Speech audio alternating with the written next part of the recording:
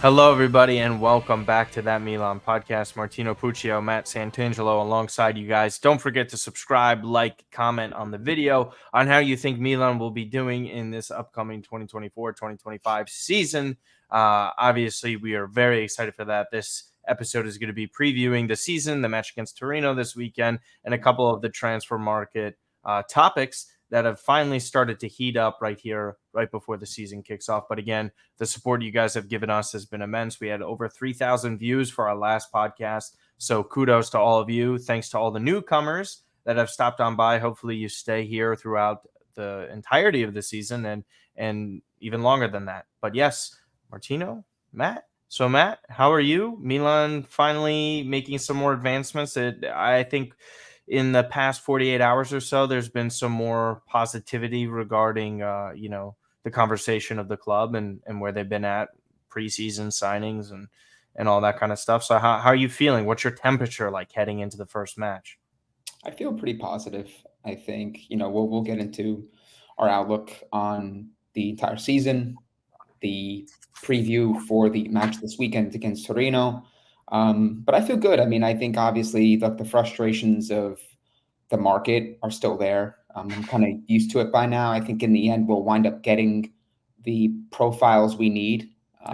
So I'm not too fussed about it. I'm just really excited to watch meaningful football, and that's what Saturday brings for us. Yes. Before we get into all of that, again, a move was made. Finally, one of the moves that has, I don't know, I guess dragged on Divided. for Yeah. weeks on end. I can't even remember. We discussed Emerson Royale months ago on the Yeah, podcast. it was June. I might have been with Tom Scholes Yeah. when Tom was on here discussing Fofana with us, possibly, if I remember correctly, or it could have just been another Thiago League One. Santos. Thiago Santos, that's who it was. Jeez, Yeah. that's how long ago. Another right back in comparison. But Emerson Royale is finally the signing. There's around 15 million plus bonuses, signing a contract until June of 2028, which all these other players had signed on for. A bit of a rebirth for him, a restart in his career. He's still just the age of 25. It seemed like Fonseca and management were pushing for this signing. Obviously, doesn't look great for Davide Calabria. Obviously, the corresponding move, in which we'll get into after this with Kalulu. But again, Emerson Royale, I can't remember a transfer, Matt, that was kind of unwelcomed across the board in terms of, drawing a blank on the word here, but I guess hype or excitement around a signing, right? Because Emerson Royale, if you ask the majority of the fan base, everyone is kind of underwhelmed by this signing, myself included. But I think you made a great point on your own personal Twitter account, or you tweeted on that Milan podcast that, you know what, whether or not we like the signing, the player deserves the support. So maybe he's able to turn his career around and maybe jumpstart something over here. A couple of people think he'll adapt to Serie A well. So what's your overall gauge now that this deal is finally over the line? Sans, him taking Ricky Kaká's number 22. But listen, if I signed for Milan, good or not, I probably would want that number. So your thoughts? I'm starting to warm up to the idea of Emerson at Milan. Now, before people come at me, he wasn't my first choice, second choice, third. He wasn't the guy that I envisioned, taking the right back role for Milan at the start of the season. But I think the more I've watched Fonseca in these preseason friendlies, obviously Rapid Vienna, the 3 in the US, and the Trofeo Berlusconi win over Monza, the more I'm positive and confident about Fonseca and the way he's setting up this team. And I think if he is choosing Emerson Royale, and he's been adamant on Emerson coming in, then I'm starting to kind of lean in the direction of, well, if the guy wants him, and I back the coach, and I think the coach will do a good job, I think it's only right that I say, okay, well, let's give him the benefit of the doubt. And we've talked about Fonseca at length, from his time at Lille and Shakhtar, and how much he really emphasizes the importance of his fullbacks. It says something that this is the guy that Fonseca wants.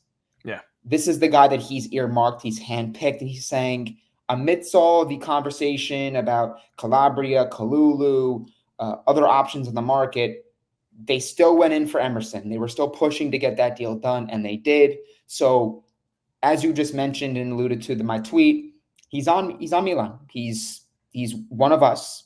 He's going to be playing key important minutes for Milan. It's time to back the player, and we have an obligation, right, as fans to support the players that are playing for the club that we love. It's in our best interest to do so. Yeah. So that's how I feel about Emerson. And look, he looks very positive. He looks very upbeat. Yes. And I think it says a lot about a player who, maybe had other options. He could have gone to maybe Galatasaray, Turkey, Saudi Arabia, maybe other options in the Premier League.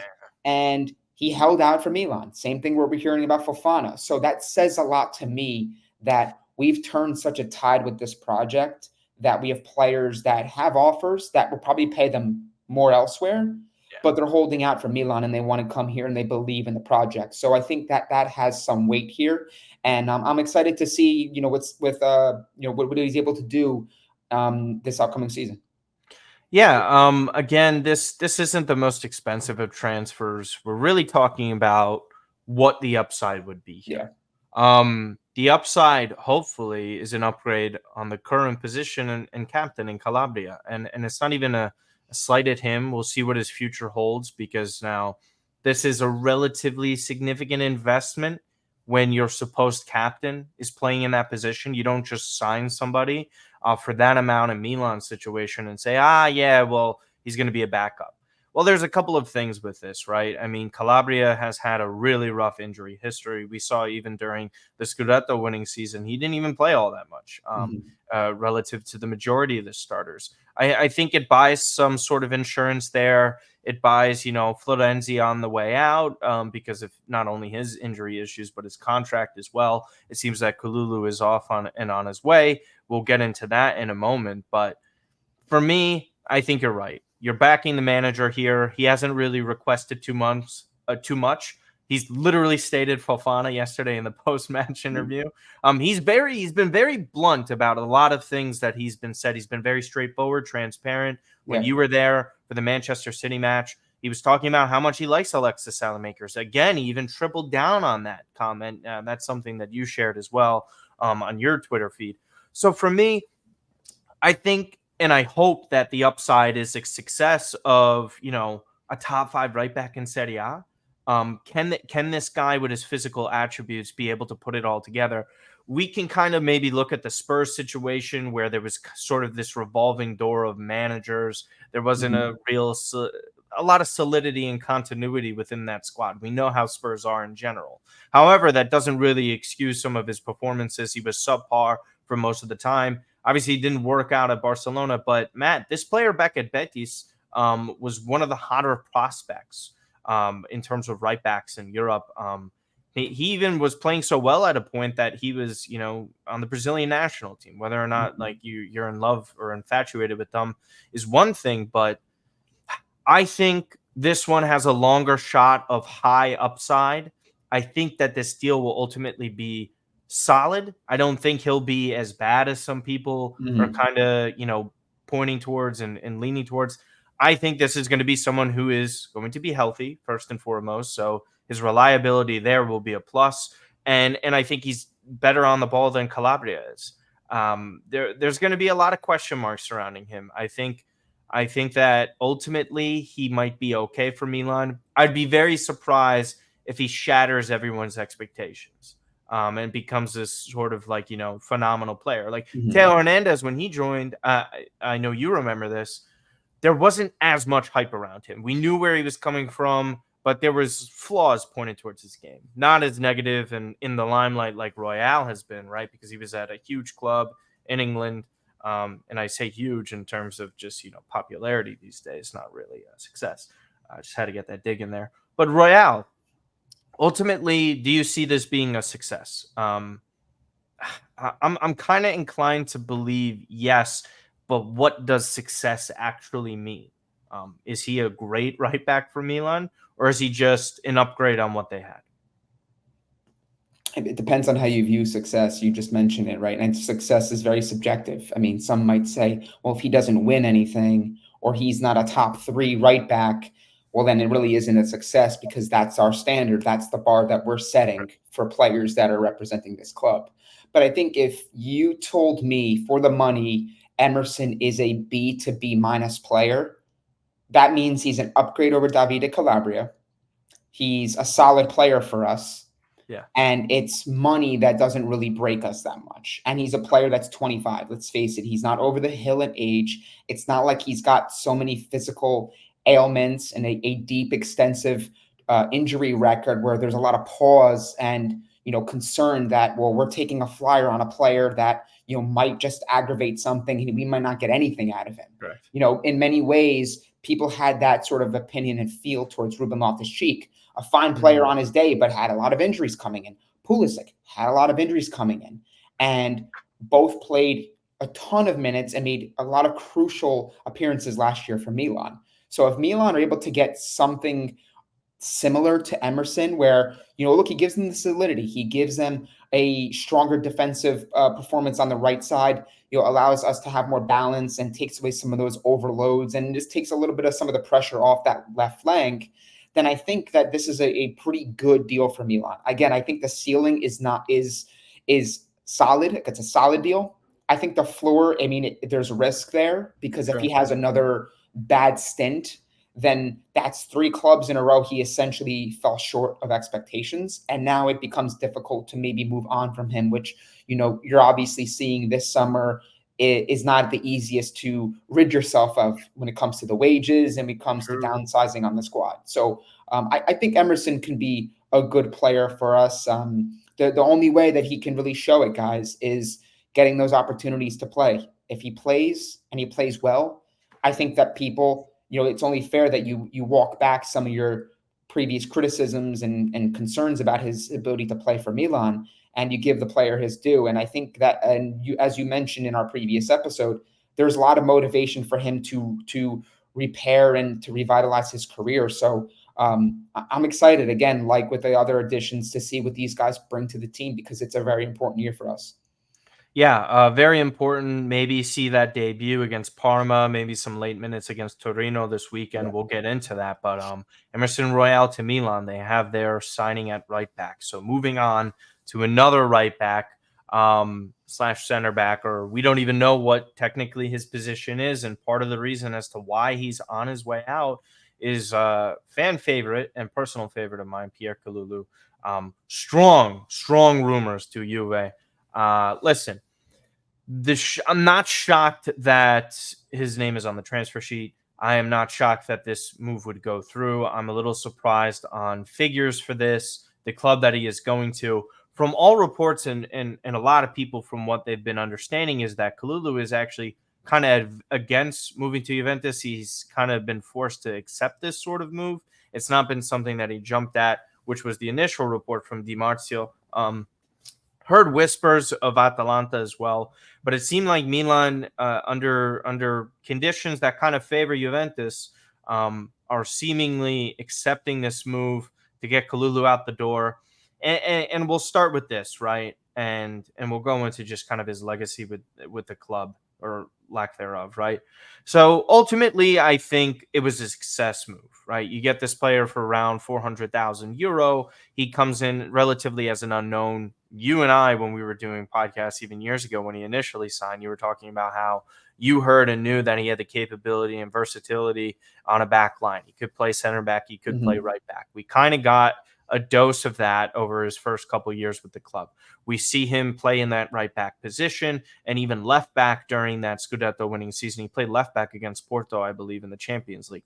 So he was kind of all over the place. And eventually he found a position at the center back spot where Simone Chiera was injured and had some issues. Alessio Romagnoli. It was really Kalulu and Fikayo Tomori that locked down those center back positions to get Milan that Scudetto. And I mean, they were fantastic together. They were one of the best defensive stretches from Milan in the past 15 years or so. So with that, I think he was a great servant for the club, but injuries started to happen. Signings in his position starting to happen. I didn't see him separate himself in any position with the opportunities that he got when he was healthy. So, for instance, with right back, before I toss it to you, he's not truly a right back. I wanted to see him at right back. But I think Fonseca tried giving him an opportunity to sort of prove himself. Same goes for Stefano Pioli, where he wasn't better than Davide Calabria. He wasn't worth putting as your backup because you have Florenzi there, who's clearly a better right back than him. And so you're starting to look at, and this is something you and I discussed, he's kind of third in that pecking order for right back.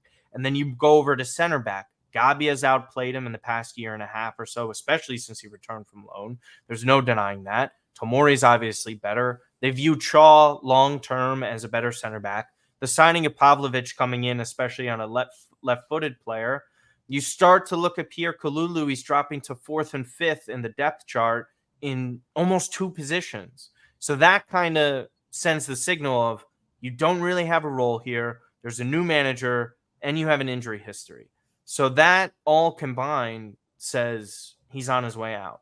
So firstly, let me get your thoughts on that situation and what you thought of like how his role diminished with Milan. And then again, we'll get to the terms of this deal, but just overall the situation and why it didn't really work out with Kalulu here. Pierre Kalulu's time at Milan, no doubt, if it does ends in some disappointment. I think a great servant of the club, the smile, the energy, the chemistry he formed with Fikao Tomori down the stretch, that Scudetto winning season. And Milan, by all accounts, looked like they had a absolute steal, and probably, frankly, they still do relative to the performances, the amount they paid, and ultimately how much they'll get in a deal if it does work out with Juventus. As you mentioned, you look at the depth chart at right back where he would be possibly an option. They just brought a right back in. We just talked about them, 15 million. It wasn't some young kid. Yeah. Then they bring in, Pavlovic, and now you start to look, and as a player, this isn't any ill will towards him. He's 23, 24 years old. He needs to get that consistency, the minutes back under his legs to show, that he is more the player that we saw in the Scudetto winning season. So wherever he goes, even if it is Juventus, I truly wish him the best because it looks like a great kid. He was a great player for us in a short amount of time. Just the injuries, the inconsistencies, and, it's not only down to him, in my opinion. Maybe you can make some cases about, did he not develop as much as we thought he would under Pioli? Because he was a new player on Pioli. He got a lot of minutes. The injuries didn't help, but then how he was kind of integrated back in was maybe questioned by many people. So I think it's one of those things where Milan see it as an opportunity for a player that, as you mentioned, brought in for a very nominal fee from Lyon, who I don't even think made any appearances with their first team.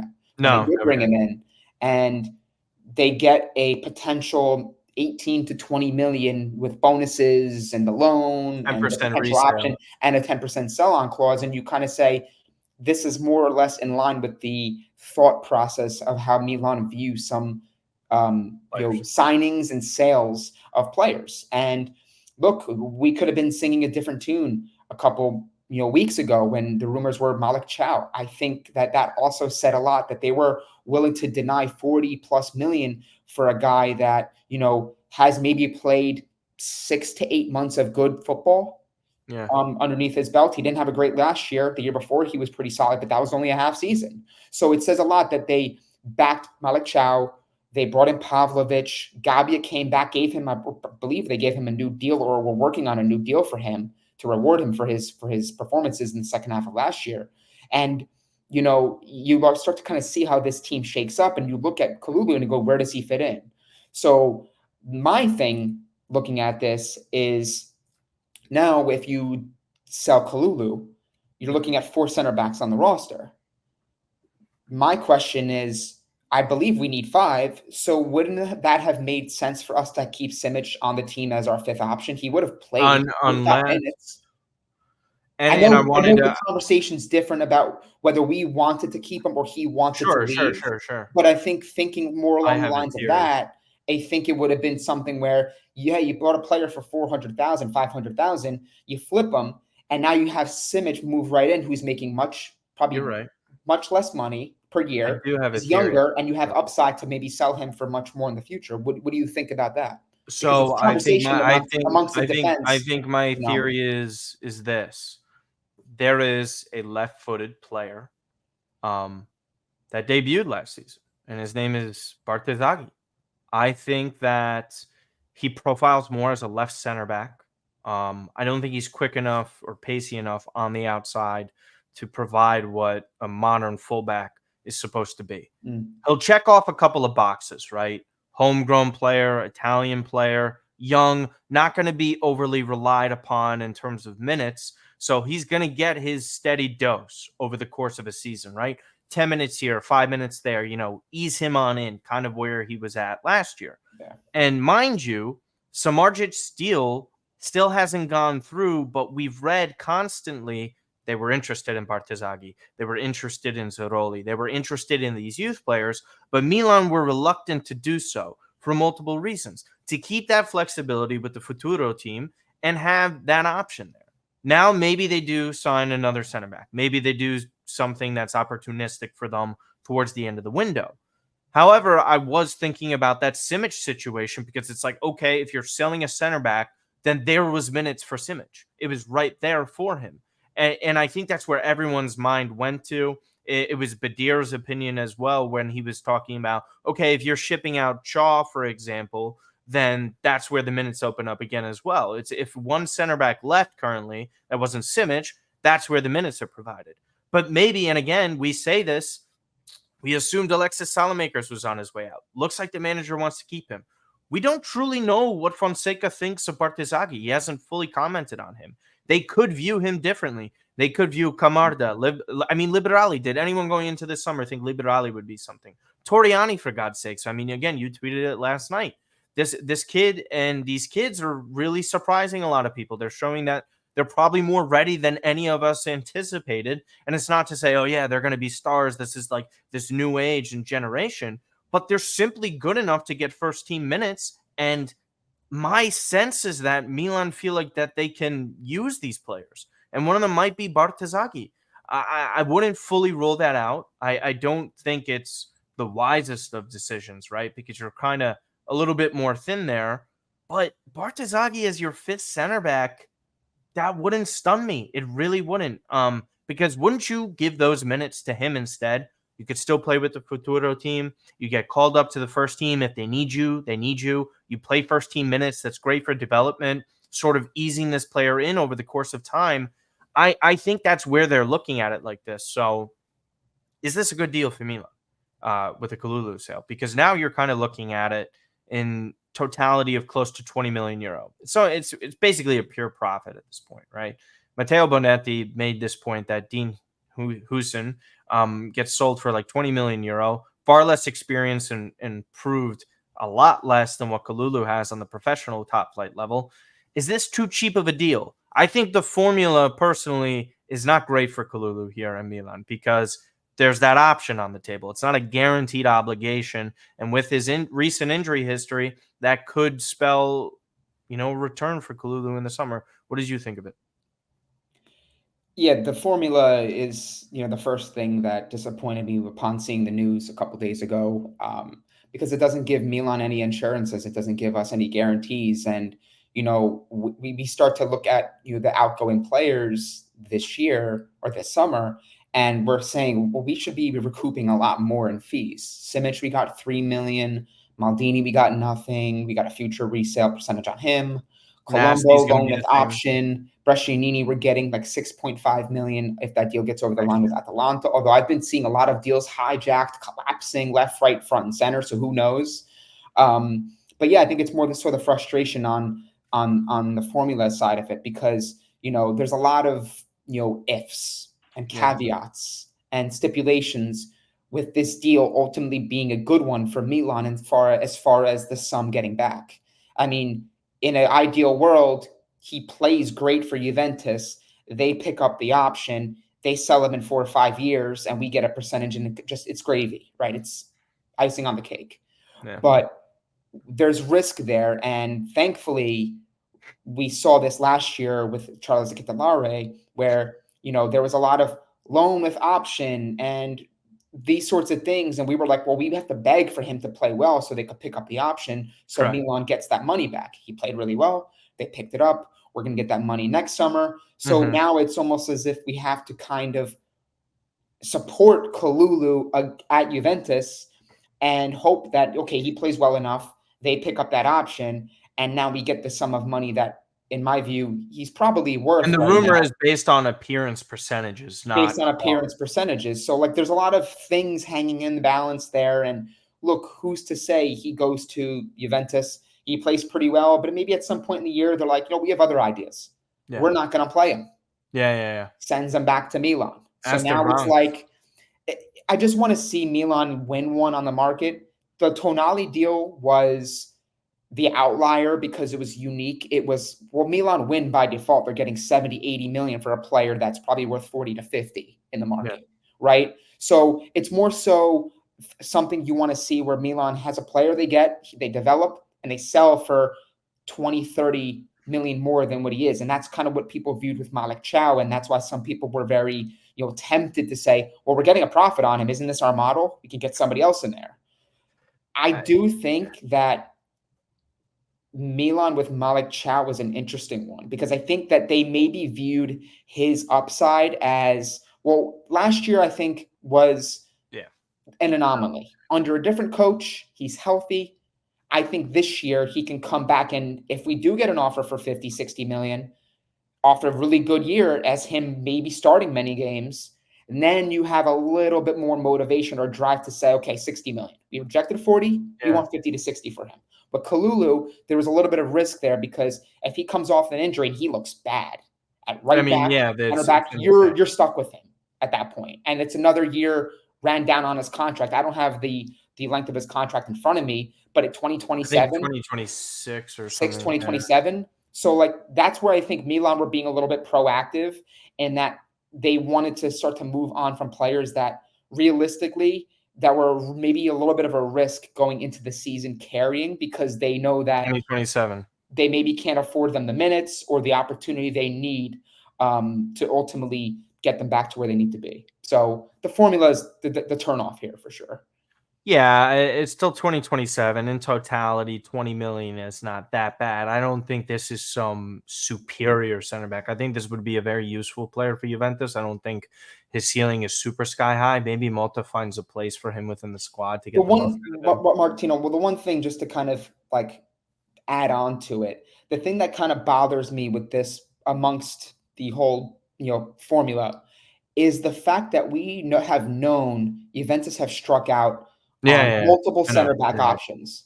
And the minute they turn to us, we kind of bend over for them and we give them a very favorable formula. It is favorable. Yeah. That's what really ticks me off. Of course, 100%. And it's almost the same thing that I see with Fiorentina. This isn't a Fiorentina podcast, but with Nico Gonzalez. It's like, Juve is kind of money strapped and they need a lot of players to leave before they could bring guys in. You're right. Nico Gonzalez was subject to transfer rumors last summer to Brentford for 40 million. He only went and had a better year, and he has a contract, I think, until 2027, 2028. So now he's worth 10 million less, and it's an option to buy. But notice how that deal didn't go through, though.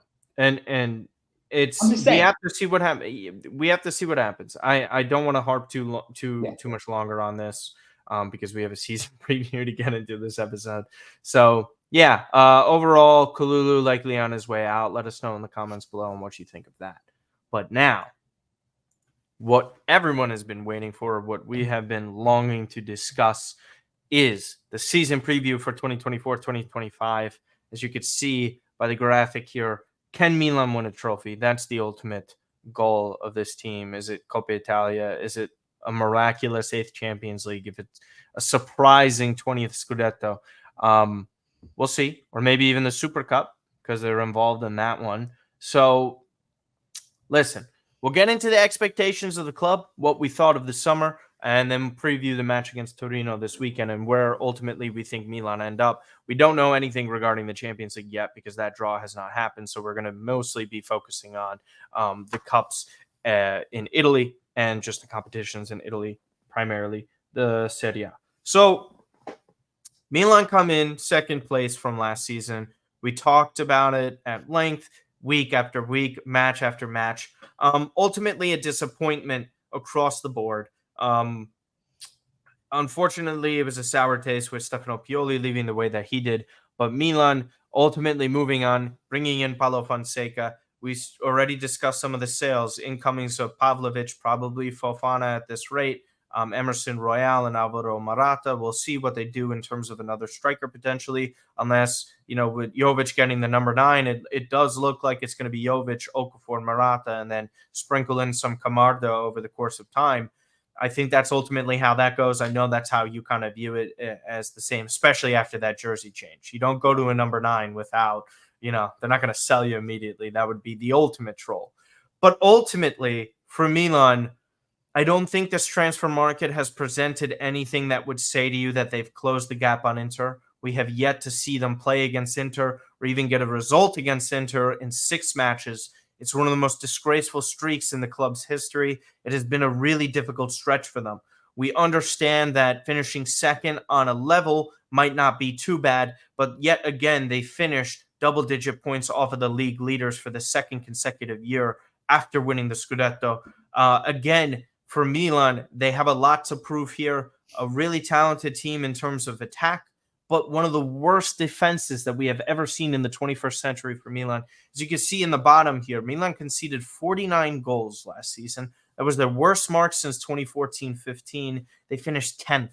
Those were some of the worst Milan teams of the past 50 years. That's where their defense was. That's how low it sunk. But somehow, some way, they finished second over a Juventus team that was only playing once a week, which was still insane to me that people are still pushing back on Milan in terms of finishing ahead of Napoli and ahead of Juventus, for example.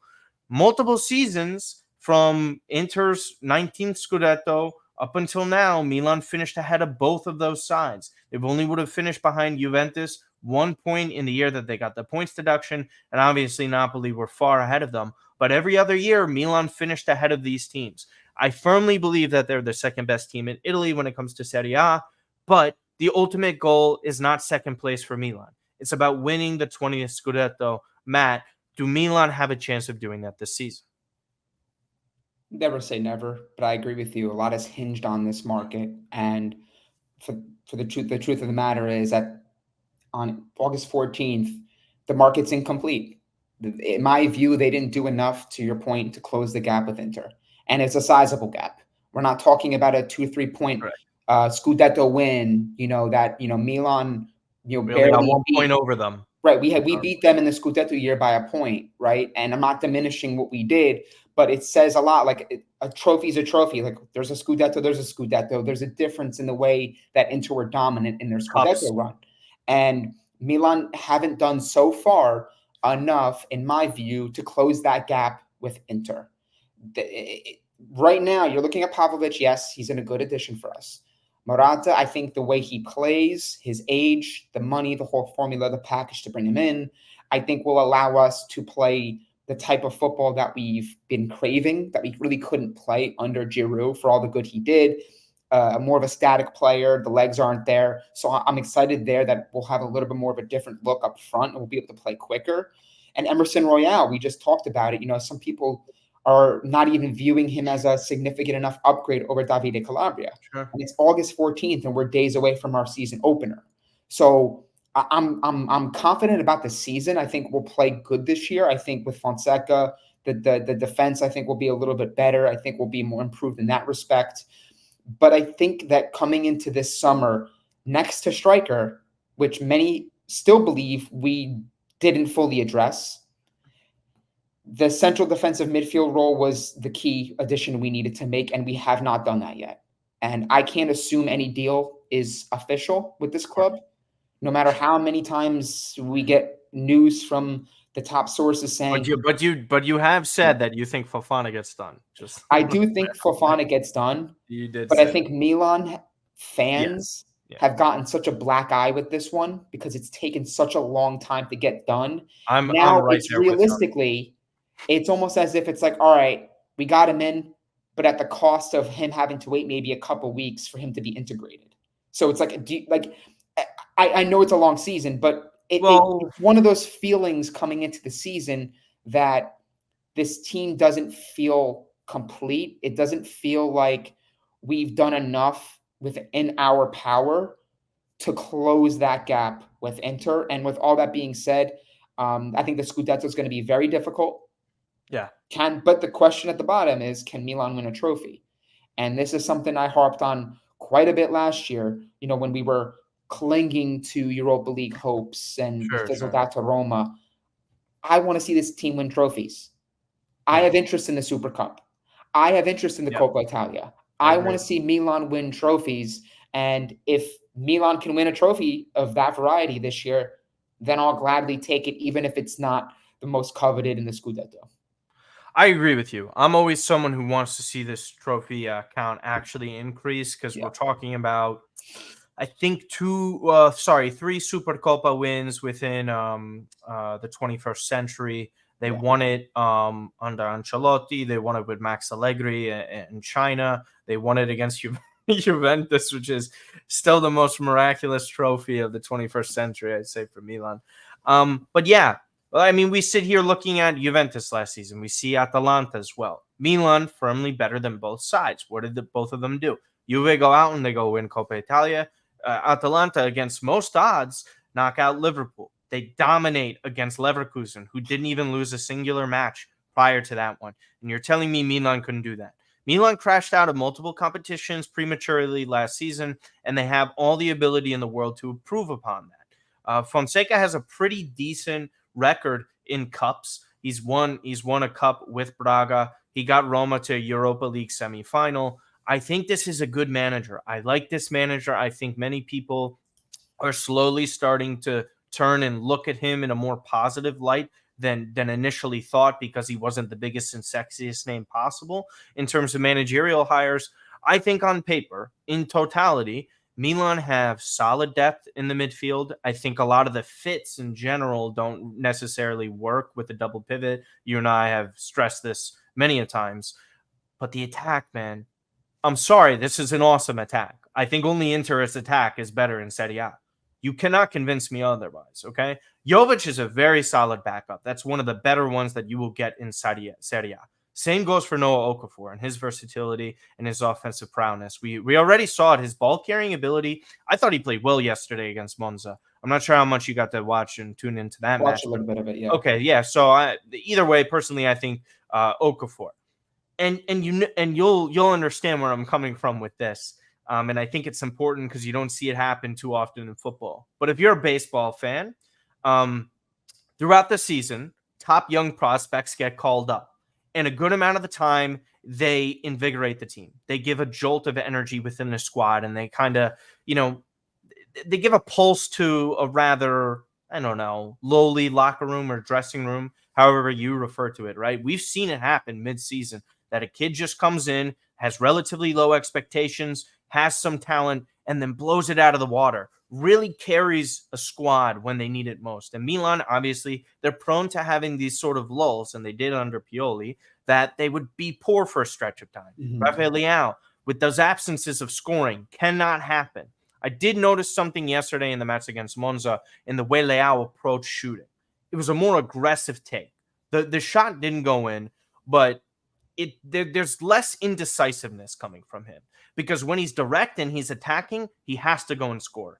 It feels like sometimes when Leao would attack, he would be debating whether or not he wants to cross it in on his left foot or cut it back on his right foot to cross it in, where he takes sort of this shot that's sort of unbalanced and he skies the ball, or it's nowhere near on target. The ball striking is very awkward, right? We all know that miss against Newcastle is probably the perfect example of it. I think his improvement and consistency over the course of a season is massive. Samuel Chukwueze having the ability to improve and do better than he did last year is massive. Having Ismail Benacer, hopefully for longer than nothing, would be an improvement. However, still one of the worst defenses we've ever seen. Yeah. And I noted it and I tweeted it out. The differential in goal conceded in year over year for Milan winning the Scudetto was at least 10. They had a 15 goal decrease in terms of goals conceded the year they won with Allegri. And then they had a 10 goal difference in the year that they won with Pioli. So they're going to have to make massive strides with that. I don't think you're going to start seeing some of those games where we're like 3-4 against Sassuolo. I believe that we conceded so many goals. I think those add up over time. And even the defeat to Inter 5-1, I don't see Milan losing games like that. Alonso too. I think it was 4 Oh goals. my God, yes, you're right. I knew there was one more. That was Yeah. the one. But those sort of games, and even the year prior to that, Milan were conceding a lot of goals at once. I don't believe that's going to be the case here. I think there's going to be more balance within that Milan squad. But again, as you mentioned, Matt, is that slight improvement in balance going to be able to overtake Inter, who are historically great? Inter have to take a step back, and Milan have to take a step forward for there to be any chance in the Scudetto.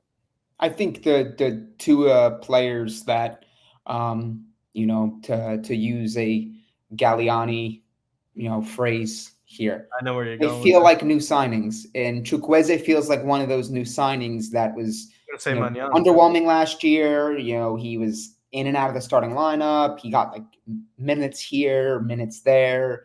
And towards the back end of the season, he played well, and everyone was like, what was Pioli doing the entire season? What was he seeing in training that he didn't think Chukwueze could make an impact?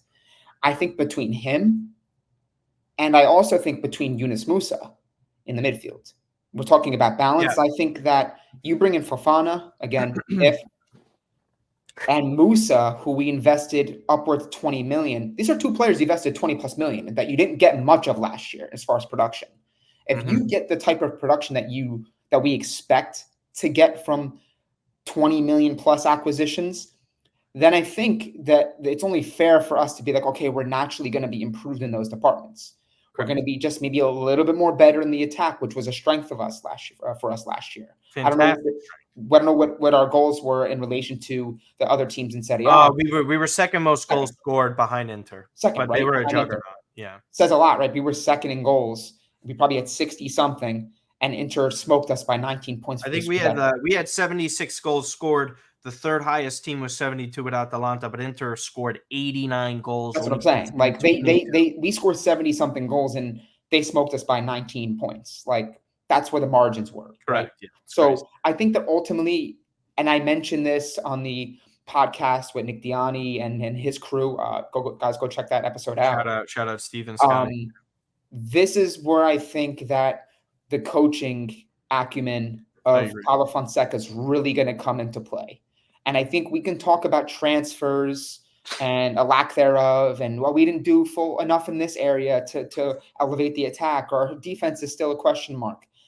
I think that if Fonseca does the job that management ownership thinks he can do, and fans are starting to have seen in the weeks building up to the season, I think that the margins will start to kind of narrow between us and Inter. Whether it's enough to win a title is a different conversation. But I think that the coaching last year, in no disrespect to Stefano Pioli, but I think a lot of the issues we had last year, a lot of the results and points that we left out there on the pitch were a direct result of his inability to set the team up to win matches. So I think if Fonseca is able to do a better job there, compounded with all the other things that we just mentioned, I don't think there's any reason for us to think that Milan can't be in the thick of things for a Scudetto this year, and much closer than they were last year. Yeah, 100%. We'll get into your predictions of where they place in Serie A. It's obviously very difficult, guys. This is August 14th. We don't really know how the transfer market get in. God knows, maybe they get Tammy Abraham or actually another striker over the line. Maybe they have too, maybe. I mean, yeah, we don't even know if there's two midfielders incoming. We truly don't know. We're not saying that's going to happen, but as of today, with where the squad is in place, we could only go off of that. And again, I think a big part of where Milan finished as well had to do with the lack of big game success. They did well against Roma. They didn't do great against Atalanta. Atalanta got results against them. They obviously didn't get major results against Juventus. Napoli, I believe they drew one match against them. I could be incorrect. Yeah, they did. They did. That was another one. That was another telltale sign of how the season was going to go. It was just an abject disaster when they went to Napoli for that one. And Napoli were struggling mightily. I mean, the goals that they scored, Pellegrino couldn't have had a worse debut, if you would imagine. And he's off to Argentina, by the way. Yeah, so most people forgot about him. Ultimately, where I see Inter make additions and their lack of sales Inter are clearly the best team in Serie A. They have been the best team in Italy for nearly half a decade at this point. They've extended their players and manager. Taremi is a great signing. Zielinski is a great signing. Yeah, they don't have the defensive depth. I think it would have to take a real big stumbling stretch from Inter for Milan to be involved in any of this. Maybe there's some sort of difficulty balancing multiple competitions But what where about their defense, though, Martino? Because look, I've seen I think tweets Bisek is awesome. I think he's a from good talent. I think he's going to have to take a big step up. I think he With him will, with actually. Bastoni, but people have been saying, okay, Acerbi another year older, De De Vrij. Vrij another year older. I Like, hear it. is this the year where that defense that's been so solid, even with some players going in and I mean, out, Pavard is Pavard? a nice So guy. I mean, it's still I good. think they're fine. I think they'll be able to steady the ship. I think the strength of that team is the system with the coach, and those Yeah, players will play best well coach, enough best to play coach. good defensive football. But I think again, like we look at what Milan's season was last year. We talked about the coaching. We talked about the holes in certain areas that were so glaring. And then you kind of throw in the injuries, and you're like, yeah, it makes sense that they were so off it with Inter for the title. Like Milan had a lot of bad luck last year as well. Let's call it like it is with the injuries. Whether that was self-inflicted or not is another We'll see if conversation. it's there But was a trend. There was a trend if with the we manager. have less injuries this year and we're significantly healthier and our better 11 out there is out there on a regular basis, then like you kind of feel like with everything thrown into the pot, Milan should be much closer to competing for a title. Like they I should. agree with you. And I have a couple of points on some of these other teams that are supposedly better than Milan, right? Like if you look at values on the boards for BetMGM and all these other betting services where they're saying Milan is fourth. They have them behind Napoli. I understand the Napoli situation. I'll get into them and kind of give my perspective. And again, you can go and check out Kicks and Picks pod, guys. Matt went on there to preview in more of a gambling setting. But for me, here's two things with the Juves and the Napolis of the world. So every negative that you were to bring up about Milan, and not you, Matt Santangelo, this is just for anyone in general, right? So if you bring up the negatives for Milan, why can't we bring up the negatives for Juventus and Napoli? First, let's start with Juventus. Juventus last year played once a week, okay? Once a week, they were barely conceding goals, and yet they still somehow managed to finish 4 points behind a Milan that had constant injury issues. They were playing in multiple competitions, and they couldn't stop a nosebleed. Yet somehow, some way, this Milan finished 4 points above that Juventus. Now, Juventus getting a new manager in here with Thiago Motta, who's a pretty damn good manager, a hot prospect, but has yet to prove it at a club level like Juventus. There's a lot of turnover going around with this squad right now, selling a lot of young and talented players. How does Yildiz grow? How does someone like Chiesa that's phased out of the club and moves on, goes to somewhere else, do? How does Dusan Vlahovic do over the course of a season where he has an injury record and on top of it has inconsistent production? There's a lot of question marks there. That attack is very thin. I think the defense with Bremer is very solid. Now they have Di Gregorio in. I do think he's probably going to be a long-term upgrade over Szczesny, but Szczesny was awesome last year. He was not a negative for Juve, I thought. So even then, it's not a like-for-like guaranteed. Di Gregorio is a great reactive shot stopper. I don't think he's the best with the ball at his feet. That could hurt them in the long run. And again, they're just not that thick of a squad. They don't have that much depth. I think them being thin in those areas and back in the Champions League in multiple competitions, ultimately it will hurt them in some regard. And I don't see them winning the Scudetto. And I don't see them, if they're better than Milan, much better at all. And I don't think they will be. And then moving on to this Napoli thing. I think this is solely because of Antonio Conte and playing once a week. I don't see how on paper, Napoli improved that much. Buongiorno is a terrific signing. Terrific. I think this is a great center back. He's under a fantastic manager to develop. I do think their individual stars, like a Cavara, can carry them in multiple matches. My question is this. You're selling Victor Osimhen. No one wants to buy him currently. And your idea is to replace him with Lukaku. Lukaku would be fine in Serie A. I think he would get 15 goals depending upon how it goes. You lose Zielinski, by the way. Conte has to get what he needs. And Conte on the market as of today has not gotten what he wanted outside of one player, Matt. And usually when Conte doesn't get what he wants, it spells out negativity and bashing of personalities and overall with ADL, it doesn't spell a great season for Napoli. I do think Napoli can finish top four. I would not be shocked by that. But in terms of a title charge, a title push, there's a lot for Conte to work on. They almost got eliminated by Modena in Coppa Italia. This is a Serie B side. They had to go to penalties for this. So with all this preparation and you know how Conte drills teams, that's not there. And these were Milan's competitors. And I'm hard pressed to understand why Milan should be behind those two teams when realistically they return the majority of their starting 11. They bring in a manager who plays a similar style. They have less turnover than both of those sides, Yeah. yet people think Milan are going to be worse than them. I don't understand that. Do you get that? And do you think Milan plays above these two? I think they do place above those teams, and I think that, I think that when you kind of project the seasons for those two clubs, just strictly them, I'm not saying that a team like Roma can't show out and make, Sure. themselves be in this conversation for, title, although I think it's a far cry. I think they've done a really good job, but I think, as far as top four, I think they're right there. They've done some good business and they're still doing it. I think that you make a good point with Napoli because I think that there's a lot of potential with this, and there's potential on both sides, right? There's potential for it to be a great season for Napoli, a bounce back season, right? Where they finished 10th last year off winning a dominant and one of the more dominant Scudetto pushes in recent years, right? They floored everybody. And they lose Victor Osimhen and bring in Lukaku. Sit To down. me, we don't know how that's going to look. We don't. I know we know that they had a past relationship at Inter. That was 4 years ago, right? 4 years ago, 3 years ago. Uh, Four, Four, yeah. right? 4 years ago. This isn't the same player. 4 years in football is a lot of years, and we're not talking a 21-year-old to a 25-year-old, right? So I think that there's a lot of potential for this to be a good year for Napoli.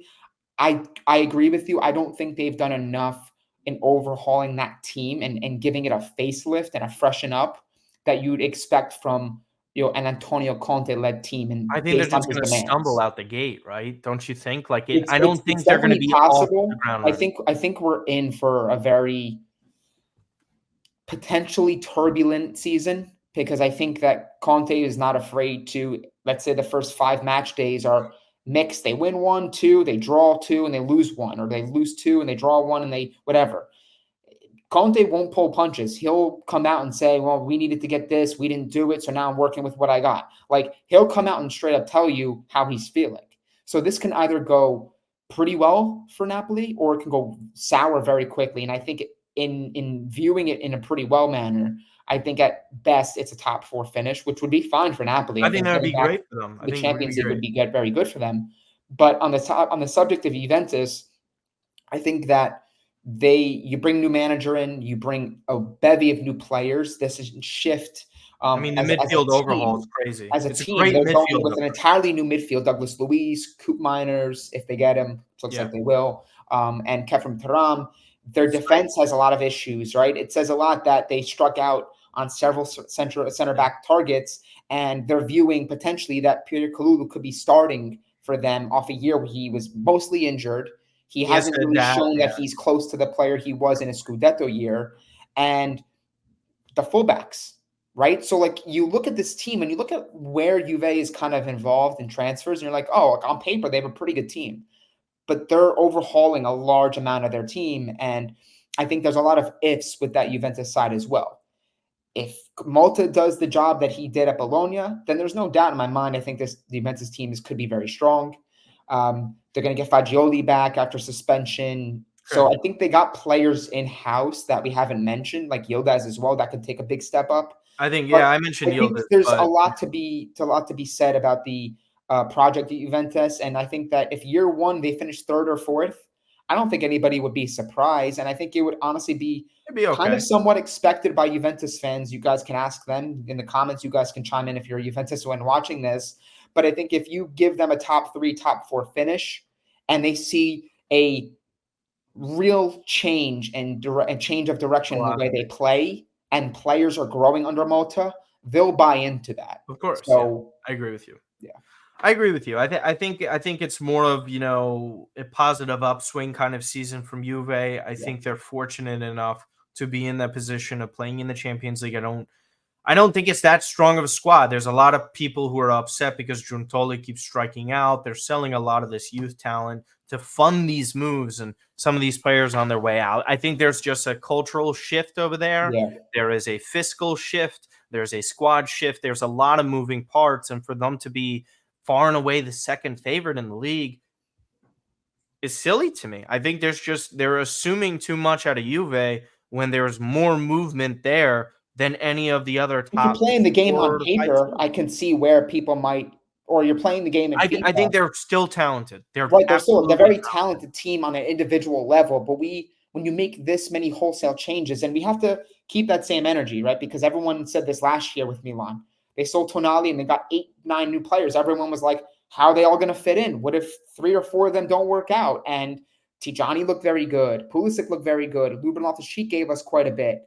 And you kind of look and like, all right, well, Juventus are going to have to deal with that same sort of question when it comes to the way they approach their summer, right? A lot of good players, and they spent a good amount of money. They sold a lot of young prospects.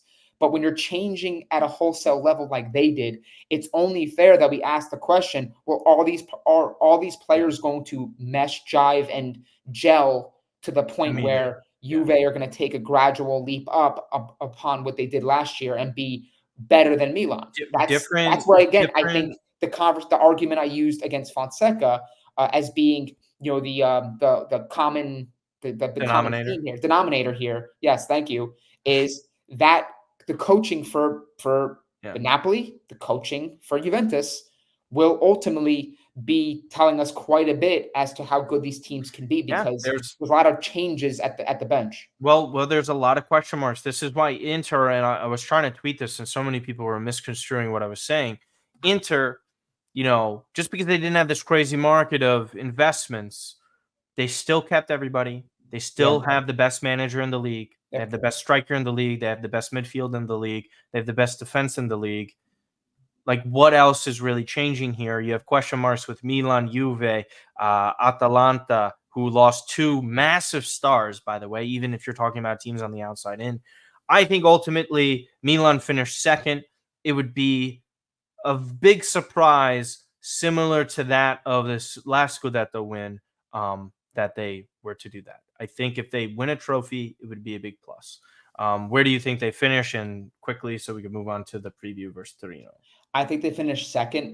Definitely think it's single digits. So it is an improvement in that sense upon last year. I just think that with the key thing here is Milan's big game record. Can they refine the defense? Can Shout they out be a little bit more Aquino. polished there? Because you're talking about the past couple of years, Martino, where 2 derbies at 6 points right there, right? Yeah. Like if Milan are able to steal Hey, one, hey, hey! draw They one, drew. They drew one the year drew one, against whatever. Napoli. But it feels like they've Actually, been no, I think they lost that. whatever. It feels like you're talking about the game where Rafa was benched. Oh yeah, that was a 1-0 loss. It One just nothing felt loss, like a right? draw because it wasn't that big of a beatdown. Right. So, like, Yeah, that's where, you kind of feel like Milan need you're to right. up their game. And they get them 5th match day, I believe, They get right them after the early, and they did that international. last They year. play they play Torino, Parma, Lazio break, Venezia, Inter. And they So played Inter's and right they there. played Inter pretty early last year. I They think it had was like 7 or 8 matches, and Milan won every single one yeah, of their matches, went into the yep, derby, got beat down, injuries started happening, and then yep. it just all the negativity piled up. Poor results in the Champions League, drop results in Serie A. But yeah, I think we both think they finished second here.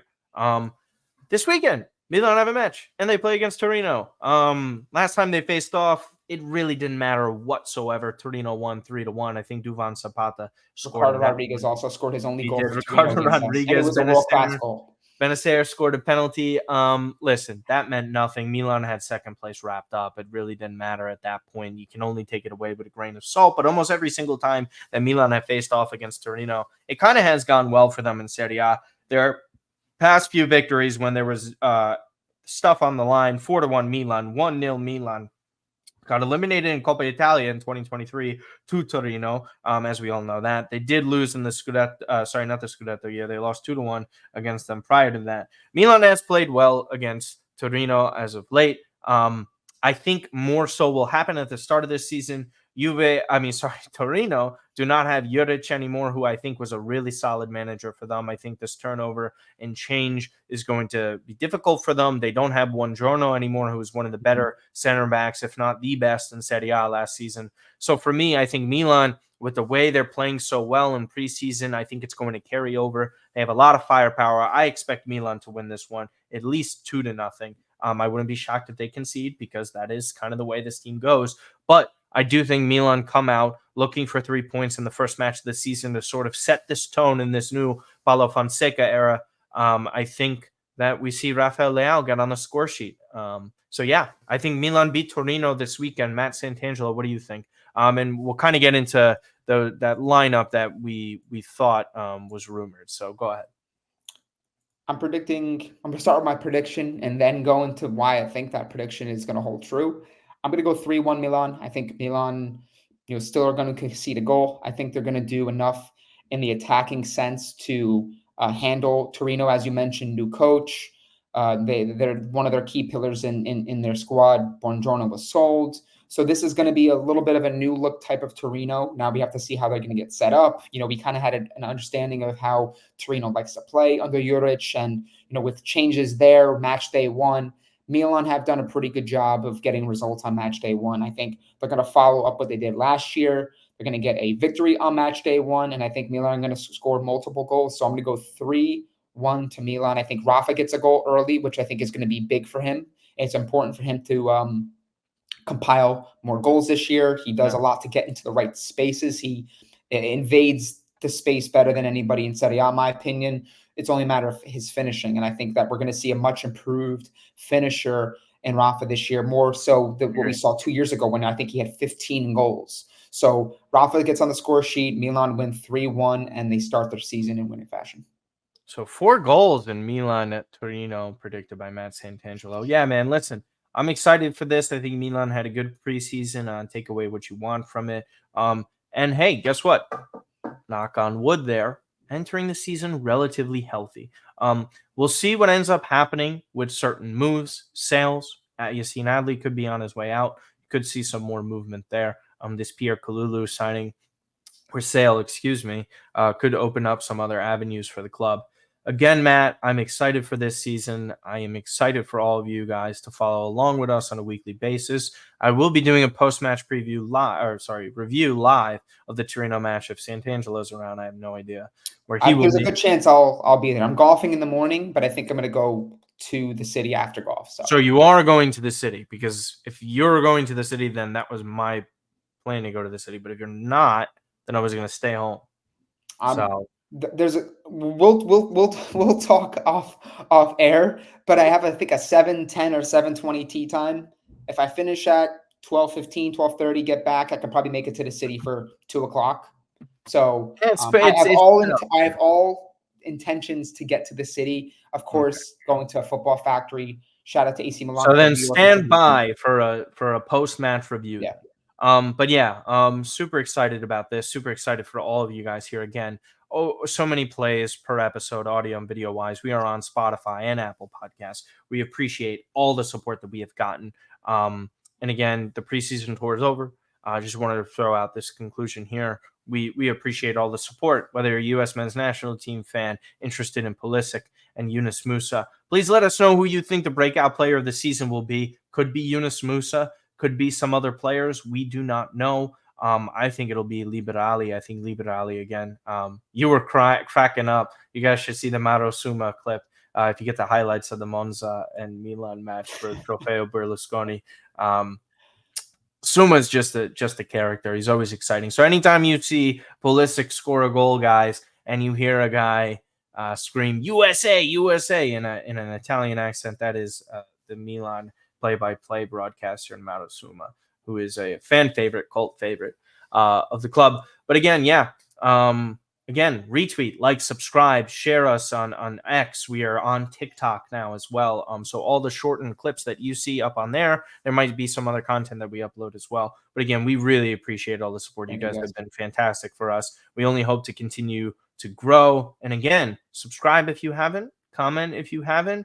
I am going on Kush's channel today as well, so tune in for that. Shout out to Football Kush, Old Hard Rossonero. Shout out to Milan Weekly Podcast, Milan Coast to Coast, MLM Podcast with Gino and Gino and Max, and Sempre Milan's podcast. Shout out Ali Fisher. Happy birthday to you, my friend. Hope you are having a great and happy birthday. Any other people that we kind of maybe might have left out here? I also have my athletic article coming out this week on the previews of all the top leagues in Europe and some of my favorite future picks. And I will be on the Kicks and Picks podcast tomorrow as well. So I am booked after the Olympics, no days off. And again, let me know if you guys enjoyed the Olympics. It was a lot of fun to work, exhausting. But let me know what you guys thought of that. There's plenty of great football to be played there. But anything else, Mr. Santangelo, before we go, besides your stuff here at the bottom? Yeah, just you guys can follow me on Twitter at Matt_Santangelo. Keep on the lookout for some content for Milan reports, Serie A fantasy. If you guys are into that sort of thing, I have a preview coming for the weekend ahead. And as Martino mentioned, just thank you guys for the support, the subscribes, the follows, the comments. You know, we've built a really good community, and that's all thanks to you guys. So thank you for supporting, and I'm looking forward to a very exciting season with you all. Yep. Other than that, take care, guys. Enjoy your day.